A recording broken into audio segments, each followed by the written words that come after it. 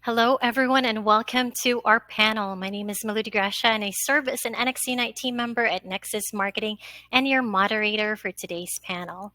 Today's panel topic is Don't Leave Your Donors in 2023, Donor Stewardship Tips. And as usual, before I introduce today's panelists and we jump into this fascinating topic, I do have some quick logistics to cover.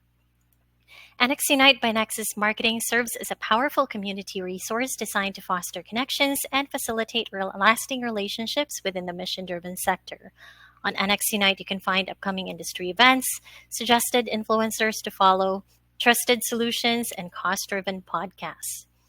NXUnite also hosts webinars, demos, and of course, panels with experts such as these lovely folks with me here today.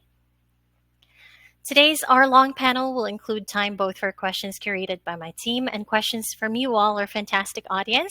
So at any time during the panel, please feel free to drop your questions on the questions tab, or you can drop them in the chat if you want.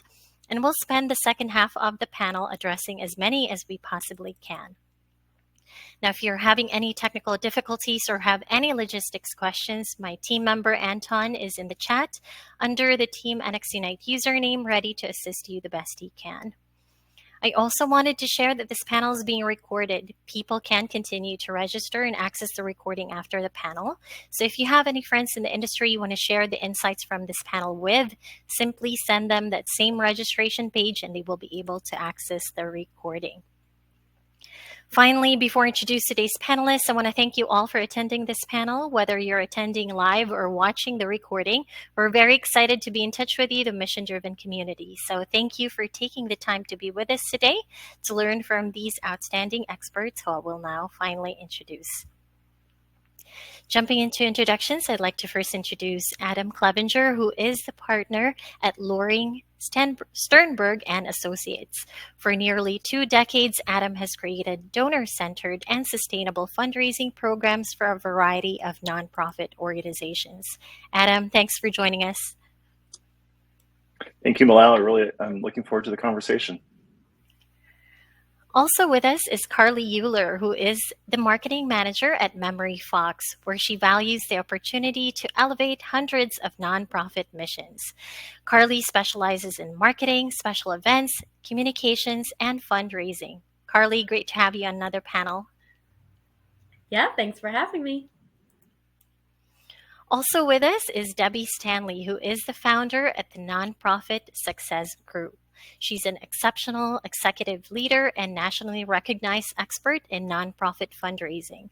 Her pragmatic approach to development includes data analytics and technology stack improvement to drive overall operational excellence. Thanks for joining us, Debbie. Hi, so great to see so many familiar names on our list today. Happy to be here.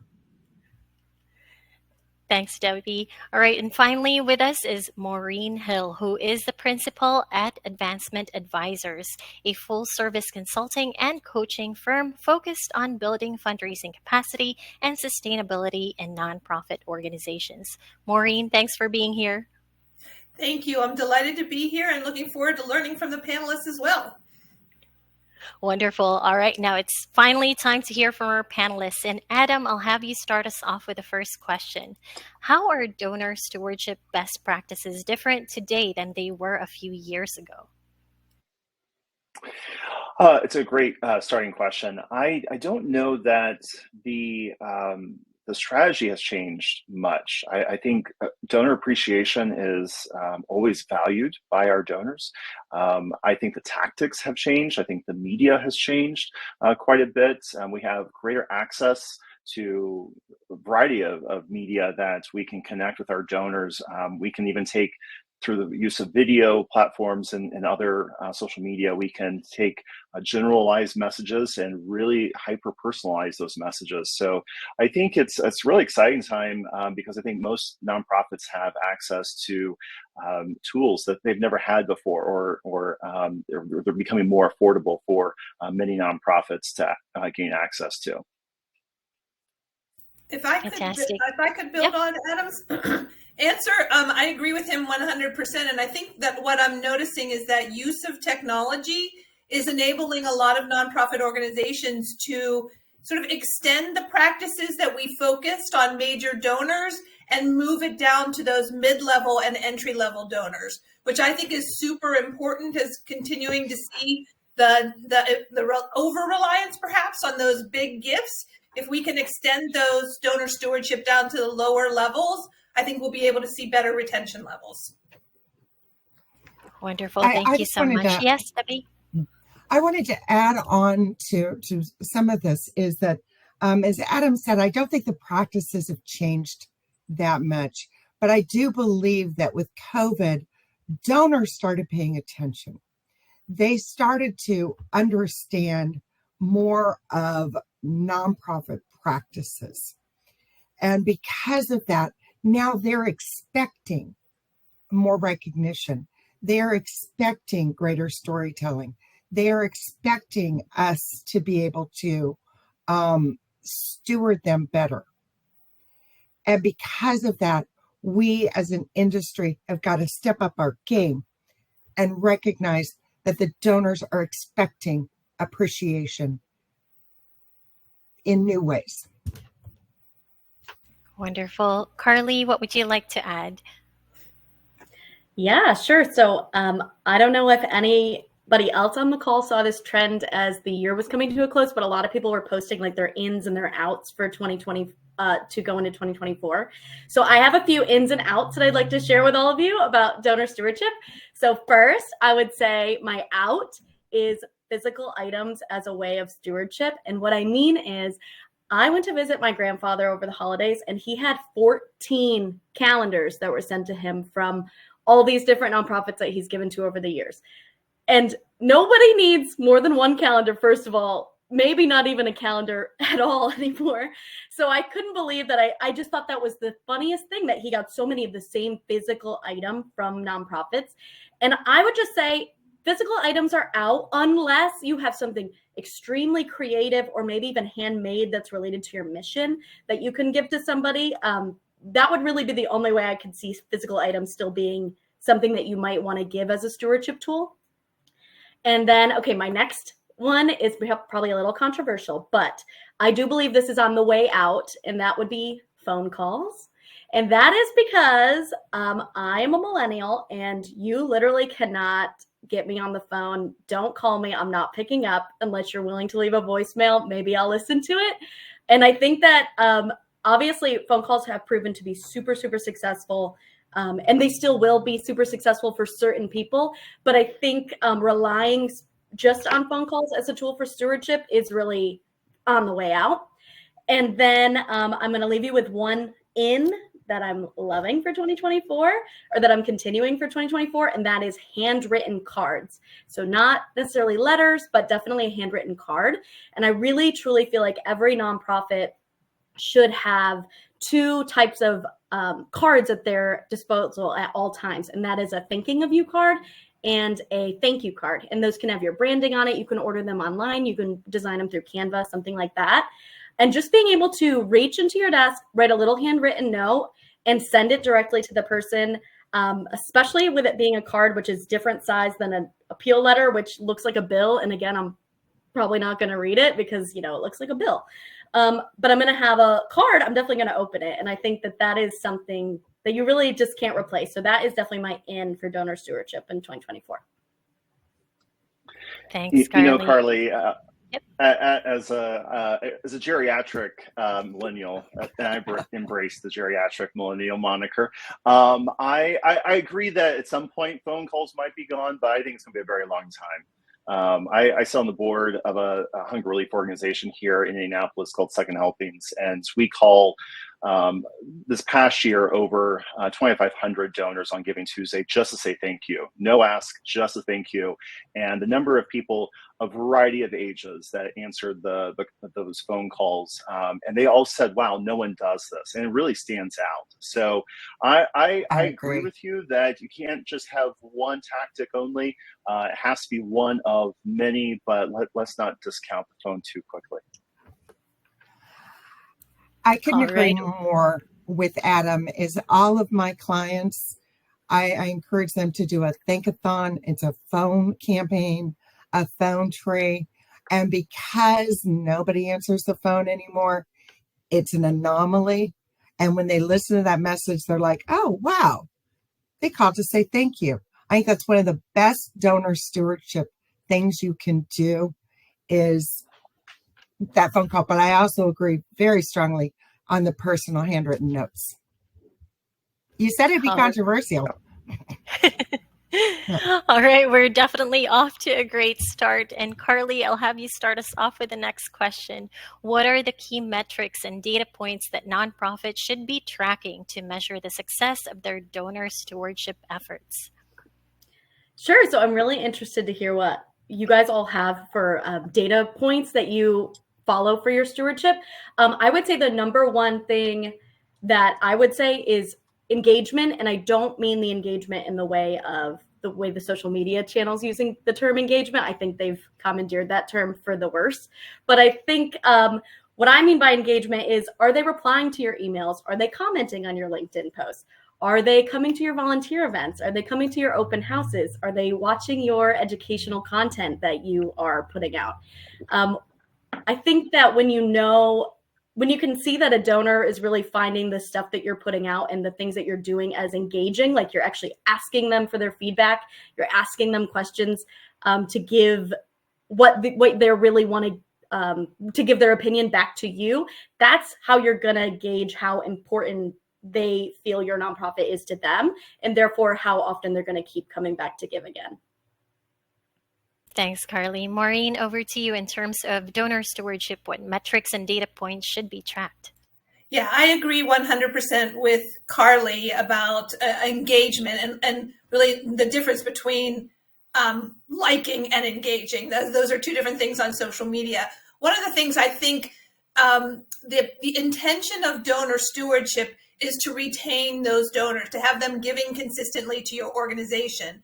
So one of the things I would like to look at in terms of how effective your stewardship efforts is actually your growth in recurring giving and your growth in planned giving, because both of those audiences are people who feel valued by your organization. So if you're able to grow in those two categories of giving with your organization, I think it's a good indicator of the impact of your stewardship efforts. And the most important thing is, of course, that once you have them as planned giving donors or recurring donors, you continue that high level of stewardship. Thanks, Maureen. All right, Adam, over to you. Thoughts on the key metrics and data points to be tracked? Sure.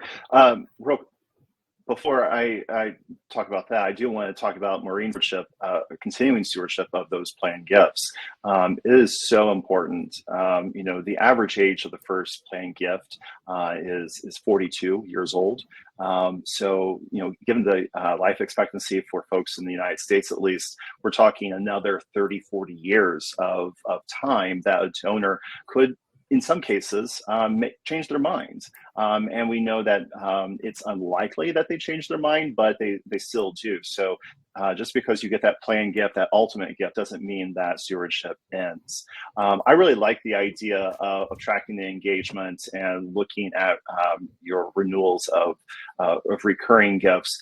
The others I think are probably more obvious that I would bring to the table is obviously your donor retention rate, your first time donor retention rate. That conversion from first time to second donor experience is so critical. 1 of 5 donors one of 5 donors will make a second gift. That means 4 or 5 of 5 don't.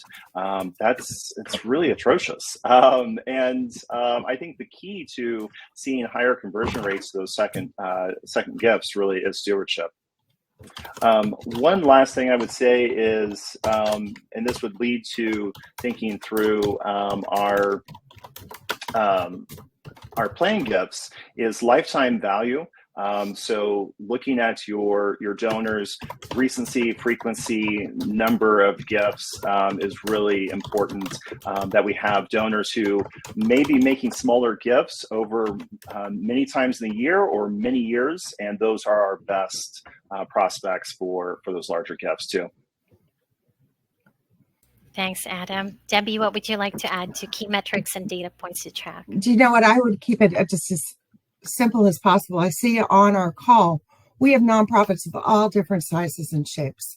Most of your CRMs will allow you to easily say, we've got 50% donor retention, we've got a 30%. But I am shocked at the number of development officers that don't know that off the top of their head. This donor stewardship is a little bit of a soapbox issue for me, because we are losing half of our donors year over year. That's so sad. We work so hard to get these donors, and then we don't pay attention to retention. It's knowing the retention percent as well as the dollar retained. So those are the only 2 metrics that truly matter when it comes to donor stewardship. Are you keeping them? Are you getting the second gift? Thanks, Debbie. All right. Very quickly, I'd like to remind our live audience to start submitting your questions at any time so we can address the topics that are relevant to you and your team. All right, here's our next. Start us off with this one. In what ways can nonprofits refocus and strengthen their case for support to enhance donor relationships and engagement? Okay, well, I think the most important way that we can do that is actually ask donors for their input. Ask donors for their input and their opinion on a case for support.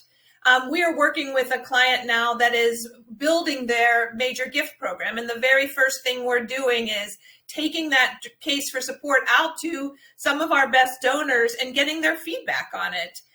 Doing some interviews, getting their feedback, maybe even some kind of electronic survey if you want to reach more people.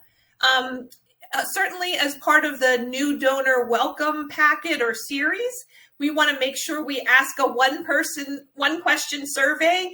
What will you share why you decided to give to our organization, or what made you decide to support our organization at this time? That kind of feedback helps inform what message is most compelling to your donors. So we always want to make sure that that case for support also reflects the impact your donors can make on your mission. So what focusing in that case for support about how donors make a difference. Of course, always sharing stories of impact in your case for support make a huge difference. Thanks, Maureen. All right, Carly, on to you. Any insights on how to strengthen a nonprofit's case for support to enhance donor relationships?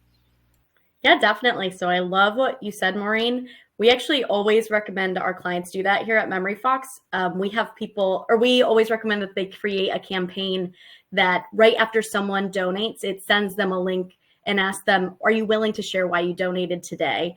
And, people don't always do it. Of course, people don't always do anything that you ask, but it kind of gets the ball going of them thinking, why did I donate today? What is so special about this mission? And maybe if they don't share it then, you can always give them an option to let me know later. Send me a photo later of something that inspired you to give to our organization, or a little video message about why you gave. So I love that you mentioned that. One thing that I believe that nonprofits can do to strengthen their case of support, and that we're seeing more and more nonprofits do, is really focus on ethical storytelling, as opposed to kind of some of these older ways that people used to tell stories that kind of prioritize maybe things that, like how we call like poverty porn, for example. So now I feel like so poverty porn, you might find that that's a way that you can get a lot of donations really quickly because you're eliciting guilt from people. And that is what, that's something that people do. That is a strategy. But I do think that when we're going into 2024, if you are a nonprofit, which I'm assuming you are because you're here, if you're a nonprofit that's looking to increase your donor retention rate and really get people to keep coming back to learn more about your mission and how you're actually helping people, then we really need to be telling those stories through an ethical lens. And then you're going to inspire people with those transformational stories that are actually going to inspire them to see what's the next impact you can make, instead of something, that guilted them into giving.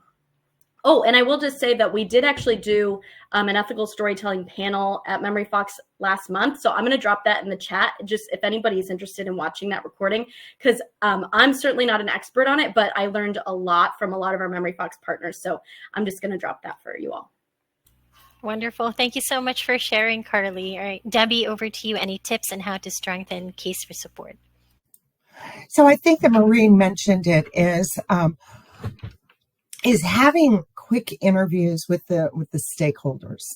What I have found and happened really strong over the last couple of years is we see this mission creep, and what I call mission confusion is we are this, and we are so strong on who we are, and then all of this noise came in over the last couple of years, and now everybody's like, oh, who are we? What are we again?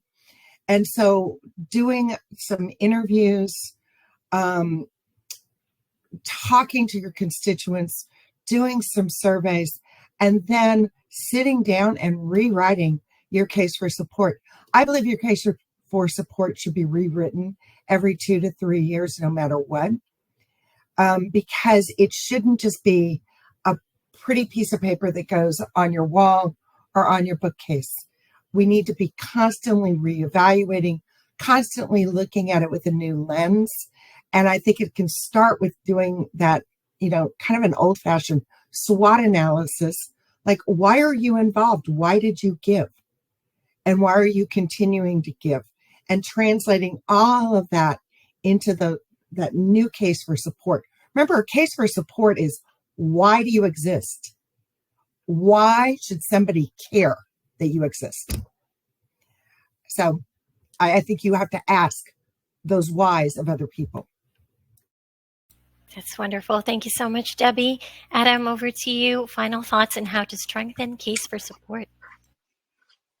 I think I definitely agree with a lot has been offered already. One of the ideas that I really like and I brought to some of my clients, I actually got from my friends John Lepp and Jen Love from the Agents for Good, where in their reply device they include a section for the donor to handwrite some sort of note, and they always have a prompt. It's share your story with us, or share a word of advice to our participants. So we tried this out with one of our annual giving clients, and on their reply devices we included a box for donors to write a comment, like words of advice for summer camp. It was a really great piece, and we got some beautiful notes back from donors, and they're wanting to engage in that conversation.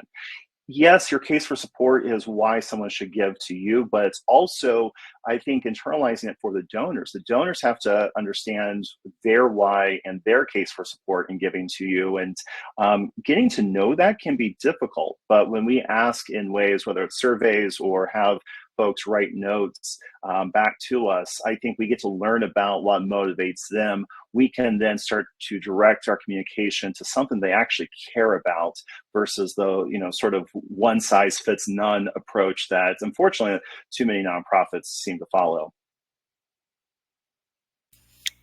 Thanks, Adam. All right, Debbie, here's our next question. How can nonprofits effectively segment their donor base to provide a more personalized stewardship, especially when resources are limited? That's a great question, especially the caveat where resources are limited. So first and foremost, I think the easiest segmentation is once a week, send a note to any first-time donor. The reality is I want you to send that thank you within 24 hours, but let's be honest. So it's building the work function out where it's okay. Once a week, we're going to thank those first-time donors. Then once a week, we're also going to look at the last first-time donors. Did they convert to a second gift? Then that's your second segment you want to pay attention to. So honestly, if we're just paying attention to those two simple tasks once a week, thanking the first time and getting a second gift from a first-time donor, you're going to increase your donor retention rate. There's a lot more segmentation you can do of asking, a $500 gift for a $550 gift, all of those things. But I think when we're really talking about donor stewardship, our donor stewardship has got to be focused on moving the needle on that first-time retention to get that second gift. So if you did one thing this year, one thing only, integrate that best practice. Once a week, thank your first-time donors. And once a week, look at your data and see if your first-time donors have converted to a second gift. Wonderful. Thank you so much, Debbie. All right, Adam, any advice on donor segmentation and personalization, especially when resources are limited? So I'll expand a little bit on Debbie's point for one of my ideas, and then I'll do a different one as well. I encourage, once we, if we look at the number of days in the year and we take out weekends and holidays and vacation, I think it comes out to be a little over 200 days out of the year. I've encouraged clients and I've seen them have success when they call a donor in the first thing in the morning. And they call a donor the last thing before they leave in the evening, and it's a great way to start and end the day, and they can get through all of their donors in a lot of cases through the course of the year. But absolutely prioritize those first-time donors and to really ensure that we get that second gift conversion. Coming out of higher ed, there have been some trends the last couple of years of legacy societies or donor recognition societies, rather, looking at donor loyalty and number of years of consecutive giving. And I really like that idea because oftentimes donor recognition is for the large gifts, the mega gifts, the big donor gifts. And frankly, it's the same names often across the community or even within an organization. So I really like the idea of thanking donors who have given 5, 10, 15, however many years in a row, and being very specific in your thank you to them, that you recognize that they've given for 5 years, or in calls I've made just recently for Second Helpings, we had a donor who had given every year since the founding 25 years ago. And, it sends a message to your donors that you actually care enough to know that they've been giving all that time. They may not be the biggest donor, but you recognize them, you appreciate them, and you value the support and the investment that they're making in your mission. That's wonderful. Thank you so much, Adam. Maureen, anything you want to add to donor segmentation and personalization? Yeah, my notes reflect exactly what Adam and Debbie said. Definitely taking a look at new donors and definitely looking at consistent donors. So we're in complete agreement there. I will note that the issue with resources are limited. I would really encourage smaller organizations with less resources to leverage their board, their program staff, their volunteers, in the stewardship efforts. A lot of the things that Adam has described are fun things that people really feel good about doing. So making the thank you notes, making the thank you calls, Carly's writing the notes. Those are things that anybody can do. And that if you're giving stacks of them to people around you, you can reach those donors much faster. And I just want to encourage people to remember, it doesn't necessarily matter if you know that person. It's the fact that you as a staff member, you as a board member, care enough to reach out and to say thank you, whether it's a phone call or a note card. So encouraging and teaching your board and your volunteers and your staff to get engaged in stewardship also has the added benefit of building that culture of philanthropy throughout your organization, where everybody's invested in the success of fundraising. So I would encourage smaller organizations to take advantage of all the resources they have. Thanks, Maureen. Carly, what would you like to add? Well, I actually think that everyone on the panel already hit all of my points for this section. So I think let's move on. All right. Well, this is the last of my questions before opening it up to our wonderful audience. So just a quick reminder to our audience to submit your questions so we can address the topics that are relevant to you and your team. All right. But before I open that door, I want to sneak in my next question. And Maureen, I'm going to have you start us off with this one. What strategies and best practices should nonprofits adopt to maximize donor loyalty and ensure that their donors don't get left behind in 2023?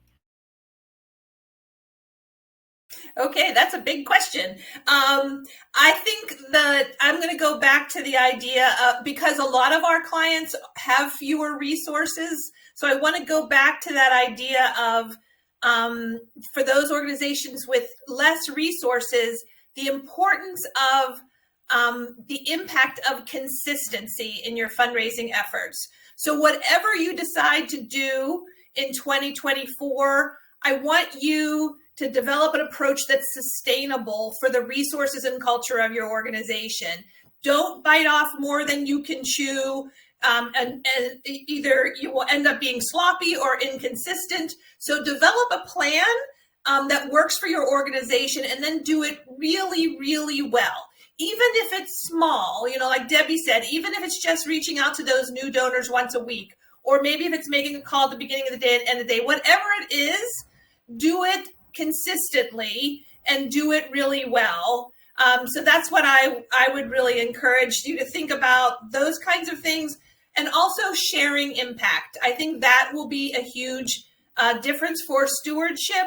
And again, doesn't need to be expensive, doesn't even need to be high tech. It can be a homemade video made on your iPhone. It can be a top 10 list of accomplishments or impact in the past year that you share via email. Doesn't need to be expensive, but again, just that we do it consistently. Absolutely. Thanks, Maureen. Debbie, over to you. Thoughts on strategies and best practices to maximize donor loyalty? I just love what Maureen just said. It's have a plan. As whenever I was a development director, I'd sit down the first of the year with my team, and similar to what Carla was mentioning, the ins and the outs, the keep, the abandons, the what makes sense, what doesn't. And then we would build out this fundraising plan for the year. And it would be, these are the things that we, as a small team of 3 people, can accomplish. Whether it was, newsletters, videos, fundraisers, whatever they were, we calendared all out and included stewardship as part of it. This is what I believe has been our Achilles heels forever within our sector, is we don't include donor stewardship in that planning. But if you think about it, if your donor retention rate is 40% and you can increase that to 50%, those are real dollars to your organization. So as you plan out your activities for the year, plan out your fundraising calendar, include donor stewardship activities, whether right now, everybody needs to be working on getting that annual report out, the impact of what they accomplished in the last year. And that needs to go out no matter what. If you're a small shop, reach out to any of the consultants here on the line. We can help you put something together. But that's imperative for donor stewardship. So that's number one activity.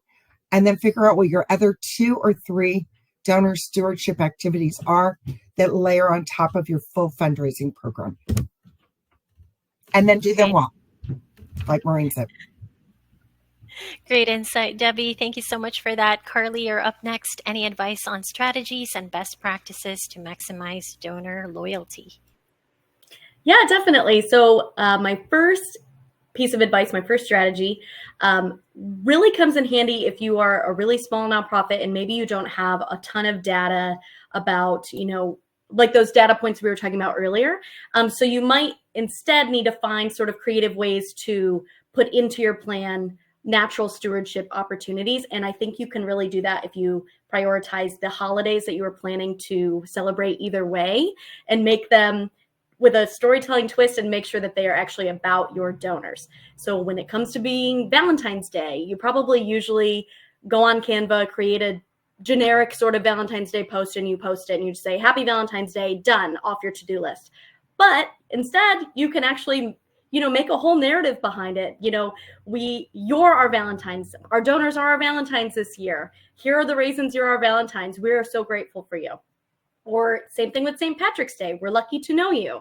Same thing for Thanksgiving. Let me show our gratitude for your passion for our mission.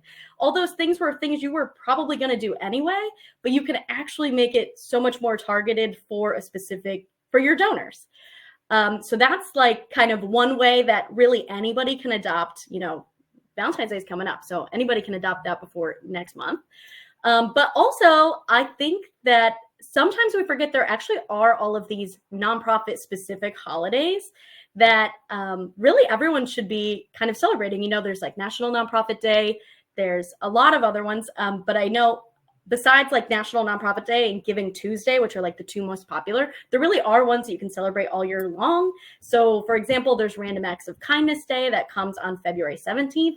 There is National Do Something Nice Day that comes on October 5th. And I have a whole list of these I could drop in the chat for you all, but these are kinds of things that you can just think a little bit outside of the box of how you can really use those as a different way to get your stewardship message out there.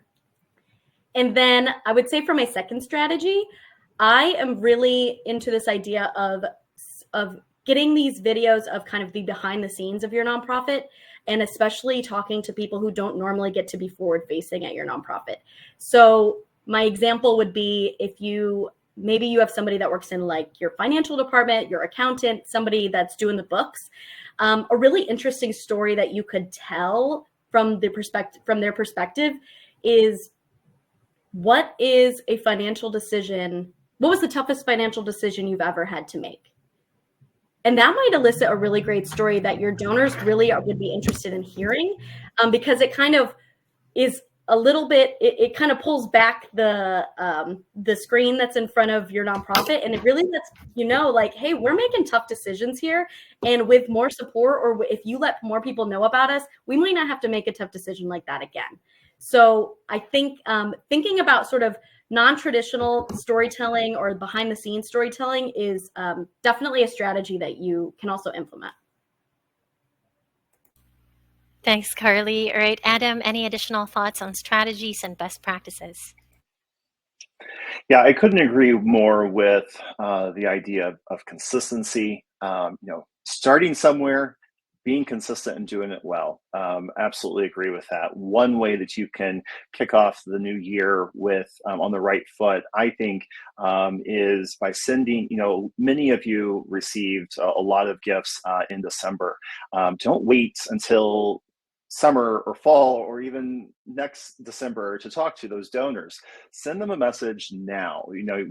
Surprisingly, we're almost halfway through January, which just shocks me. But send them a message now and say, your gift is already at work doing X. And I want to show you how your gift that you made last December is already at work making a difference in the lives of people that we serve. And I think that's going to be so powerful. I am, in addition to one board, I'm also the development committee chair and board member for the Julian Center. And I know two of our staff are on the call today. So I want to give them a shout out because we've already talked about, we had a really strong December. And at our next board meeting, we're going to put in front of all the board members those December donors, and we're going to assign them out, and we're going to ask board members to make thank you calls to them. But to send an email message, a handwritten thank you note, or a phone call or social media post even to those donors to say, this is how we're already using your gifts and we're putting them to work. I think it's a powerful way to start 2024 and really be consistent throughout the rest of the year. Wonderful. Thank you so much, Adam. All right, we're officially opening our Q&A portion, and we'll start off with a question from Jane. What is the desired goal for retention of first-time donors? And Debbie, I know you answered this in the chat, but do you want to share with the rest of the audience? I'm sorry, I didn't pay attention to my directions. What I commented back to Jane was it really depends on your sector. Because higher ed tends to have a different donor retention than church groups or faith-based organizations. So I think I shared a resource in the chat of a webinar that we've done a couple of times. It's determine where you're at. What is your current retention rate? And so if your current retention rate is 46%, for example. That's a little bit of an industry standard, but aim to increase that by 10%. And really put some dollars around it and understand what that will look like if you can move the needle by 10%. If you're far below, if you're at like 27%, I would really encourage you to look for a double digit, look for a 20%, really look to try to get above 40%. So it really depends on where you're at today. And like I said, it is astonishing to me the number of nonprofits who don't know their donor retention rate. So first of all, know that. Confirm it with the facts, not just your percent, but also the dollars you're retaining. So it's great if you've got a 60% donor retention rate, but you're only retaining 43% of your dollars. That's also you need to pay attention to. Thanks, Debbie. Anyone else want to add to that? Yeah, I'm dropping in the chat right now. Bloomerang actually came out with a really good study looking at improving first-time donor retention rate and the impact that would have on the overall life cycle of your donors. It's really intriguing, and it really, I think, puts a fine point on what Debbie is saying. Adrian Sargent is another researcher out there who has looked. I think it's something like just a 10% increase in overall donor retention rate, not just first time, but overall donor retention rate. It's something like 400 or 500% increase in lifetime value over several years of your donor database. So it really, small incremental changes can make a huge difference, because at the end of the day, retained donors frankly cost you less. So that is more money per donation that can go directly to the impact of serving the people that you serve. Thanks, Adam. Exactly. Maureen, anything you want to add? Or otherwise, I'll have you start us off with the next question. Yeah, I think that Debbie and Adam did a great job on that. So let's go to the next question. All right, wonderful. All right, this one's from Krista. Do you have ideas for recognizing or thanking or stewarding organizations or foundations that give to your cause? You want me to start? You want me to start on that one? Totally up to you. Or we can go through Mary's question like. first. Oh, okay. Yeah, please go ahead, Carly. Okay, sure. So, yeah, so basically I think the question is kind of asking like somebody, like a sponsor or something that gave to your organization or gave to your event, right? So one really cool thing that we did at one of my previous jobs is we sent out, we had those handwritten notes, you know, that I already talked about. But we did include on the back of the handwritten note a QR code that actually took the person to a video. And what we did was we had several videos that we just did in our office. I had my executive director film them. I wrote her just a little script, kind of just some bullet points. And it was really just a targeted thank you video, which essentially said what she wrote in the handwritten note. But the video can live on, you know, on YouTube forever. So they, it was kind of a fun, like multimedia way that we did thank people. And those videos definitely got a lot of views. It's really easy for them to share with the rest of the people on staff. So kind of thinking, again, just like a little outside the box of like, you know, what can be easily shared or what can be, how can we like, you know, use the handwritten thing, but also make it even bigger. That was one thing that we did. Yeah, thank you, Carly. And I think I'm not sure what the question asker was referring to, because when I think of foundations, I think of the public foundations that fund a lot of organizations here in Pittsburgh. And a lot of them have rules about what they will accept or not accept and what kind of recognition they want or don't want. And I think for those kinds of donors, the good stewardship for them is simply sharing impact. So it is sharing impact reports, it's sharing stories of impact, it's inviting them for tours, behind the scenes kinds of things. They want to be able to see the impact of their support with you for your organization. So again, depending on who your audience is, knowing the right kind of stewardship, appreciation, recognition they appreciate, and then making sure that you're doing that. Thanks, Maureen. Anyone else want to add to that? All right, we'll go to Mary's question. Can you comment on how to make newsletters pop, and are they in or out in 2024? I'm going to be honest, I'm not sure who can answer this question, but if anyone wants to jump in for that question. I'll jump in. I'll answer it. I Thanks, think that newsletters continue to be in simply because we need a vehicle to share that impact.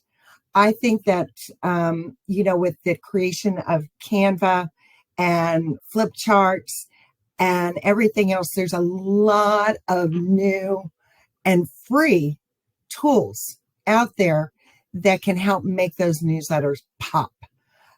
Classy just had an article that I'll post in just a second, which was about like how to do your annual reports better. But there's a lot of tools you can use. There's a lot of video that you can use as part of your newsletters.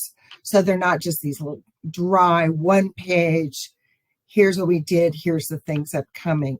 So I would tear down the old structure of the newsletter and build it up by using some more modern techniques that are out there. And I'll find the article that Classy had posted that had a couple of really cute ideas on it and things that can be done relatively inexpensively.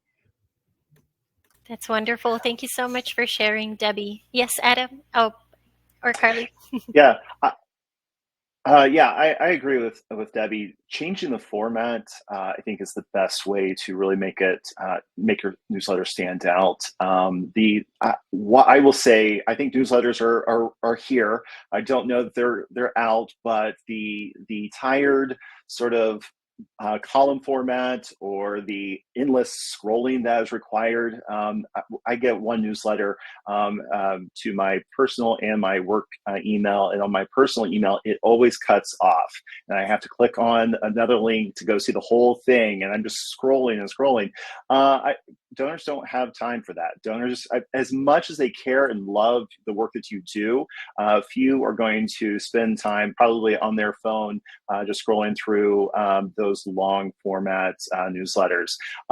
So I think having links to videos, having links to other stories, having links then to what other people are saying about your organization, the impact that you're having in their organization. I think that all of those things are going to be really interesting to them, but think digestible, think quick, and really make that.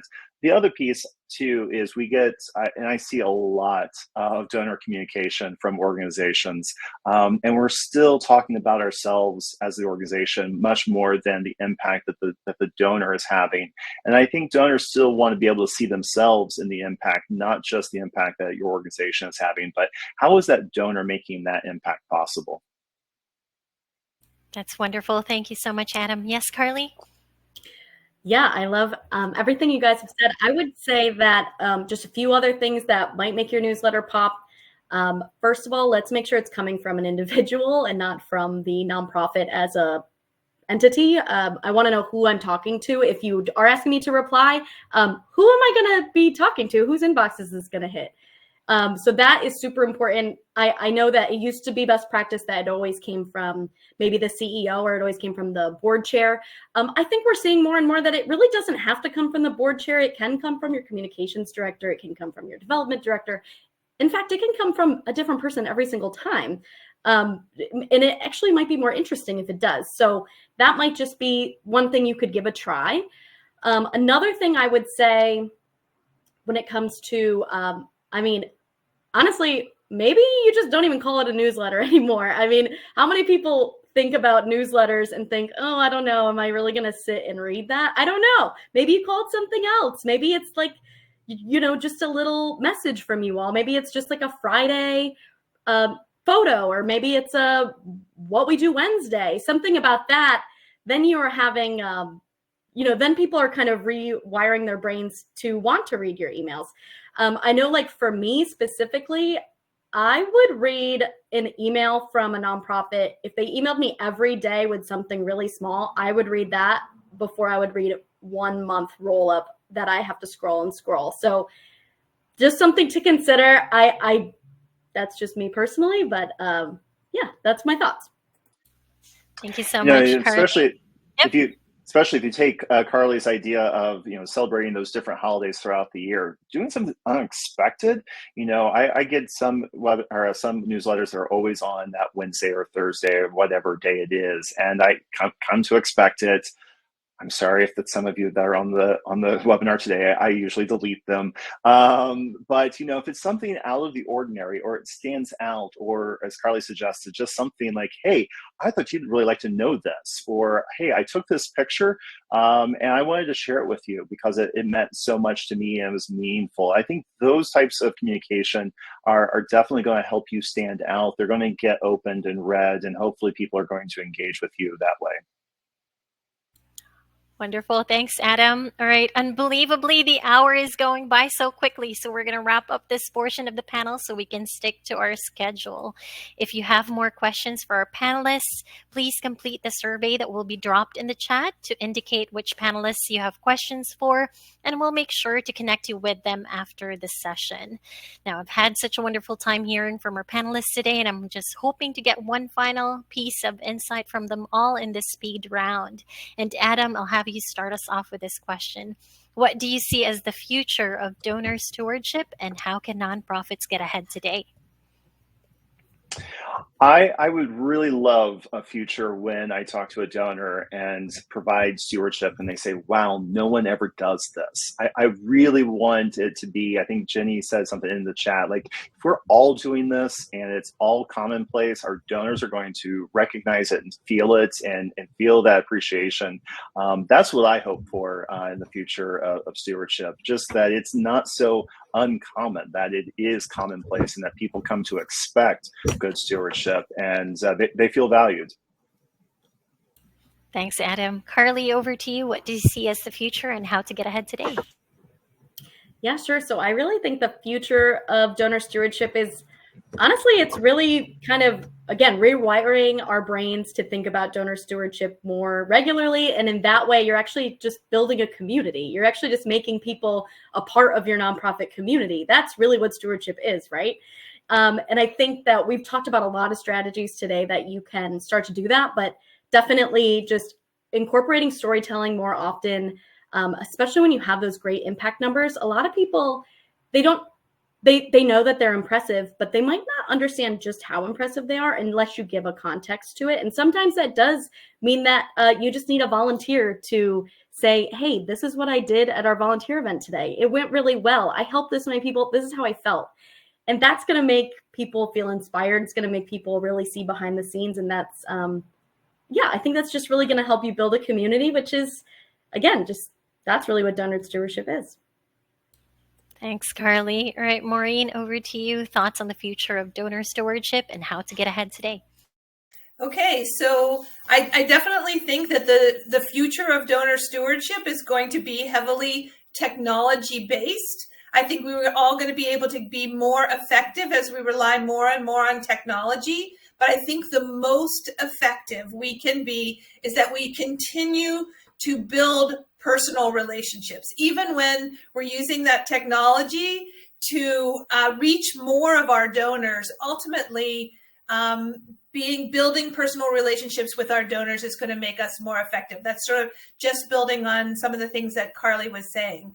And when I think about donors getting ahead today, the way that we can do everything that we talked about today as nonprofit organizations is to continue to invest in our fundraising staff. That we cannot do this without professional, well-paid fundraising staff. And I don't know about the other areas of the nation that we're talking with today, but in Pittsburgh, we are seeing a problem with retention of staff and retention of people in the field. And so I just think that if we really want to get ahead, we need to invest in our fundraising staff. That's my soapbox for today. Thanks, Maureen. Debbie, over to you. Thoughts on the future and how to get ahead? I could not have said that better. We did a webinar series, donor retention is dollar retention. Staff retention is donor retention. We've got to, as an industry, recognize that fundraising is a professional career. And for the board members who don't appreciate that fact and that don't appreciate that donor stewardship is just as important as that gala event, as that golf tournament, as that fill in the blank that the board thinks is more important. My hope is that we'll continue this conversation, that the industry sees how critical it is, because we're surrounded by donors every day. And I hate it when somebody will say to me, oh, I used to give to that organization, but not anymore. Oh, I didn't understand what they were doing. It's just happened last night. One of my clients had an event and 3 people didn't go because they didn't get a thank you note from the last event that they went to for this organization. And that's on my watch. So I'm appalled that happened. We've got to infuse donor stewardship as an important part of our industry. It's not just a major donor. It's not just the recurring donors. It's donors. donors matter. Absolutely. Thank you so much, Debbie. All right. And with that, we have reached the end of our panel. And I want to give a big thank you to our panelists for sharing their insights today. And I also want to give a big thank you to our audience. Thank you so much for your time. And I hope you enjoyed yourself and learned something that will benefit the work that you do on a daily basis. All right. That is it for me. It has been a pleasure speaking with you all. Have a nice rest of the day, everyone. All right. Bye.